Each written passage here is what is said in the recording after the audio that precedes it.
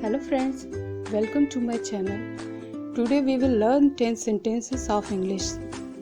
Before starting the video, I request you, if you are new to our channel, then like, subscribe and share to my channel. Thank you.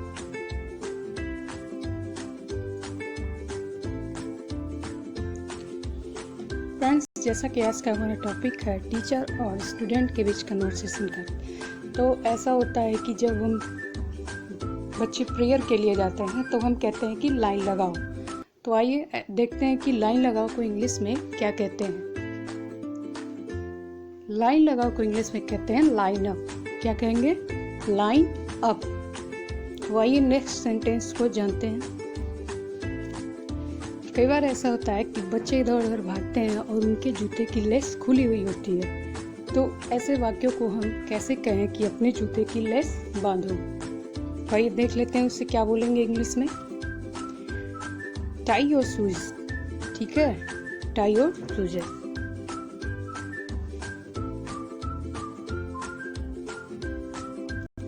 और prayer के दौरान बच्चों का ध्यान इधर उधर रहता है, तो आप ऐसे बोलते होंगे कि इधर ध्यान दो। ठीक है, बच्चों से आप बोलते होंगे इधर ध्यान दो। उसे इंग्लिश में क्या कहेंगे, आइए देखते हैं। उसे बोलेंगे पे अटेंशन हियर, यानी कि यहाँ ध्यान दें। उसके बाद क्या होता है कि बच्चे, किसी की हाइट ज़्यादा होती है, किसी की कम होती है, तो इधर उधर करके खड़े हो जाते हैं। तो आप क्या कहते हैं कि अपनी लंबाई के अनुसार खड़े हों। ठीक है, पहले छोटे बच्चे, फिर से बड़े बच्चे। तो ऐसे में आप इंग्लिश में उस चीज़ों को कैसे बोलेंगे, आइए देखते हैं। आप बोल सकते हैं कि stand according to your length, अपनी लंबाई के अनुसार खड़े हों। ठीक है, आप रोजाना बोलेंगे तो बच्चों के दिमाग में बैठ जाएगा कि आप क्या कहना चाह रहे हैं।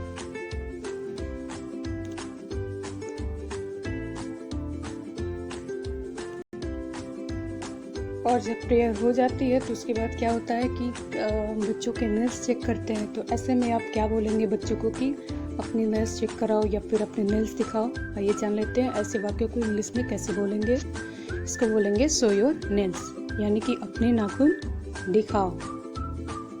ओके, अब क्या होता है, अगर बच्चा अपना नेल्स दिखाता है तो किसी का नाखून बहुत लंबा होता है, तो आप तुरंत बोलते हैं कि तुम्हारा नाखून इतना लंबा क्यों है ना। यही सब तो मतलब कुछ भी बोले आप यही बोलते हैं। अगर किसी बच्चे के नेल्स बड़े हो यही बोलते हैं। और ऐसे वाक्यों को इंग्लिश में कैसे बोलेंगे, आइए जान लेते हैं।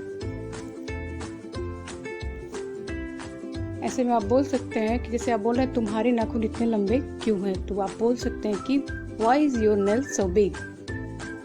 Okay,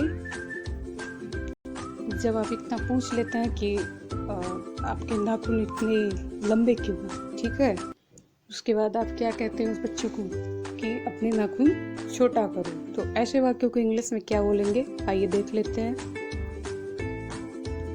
cut your nails short, यानी कि अपने नाखूनों को छोटा करें।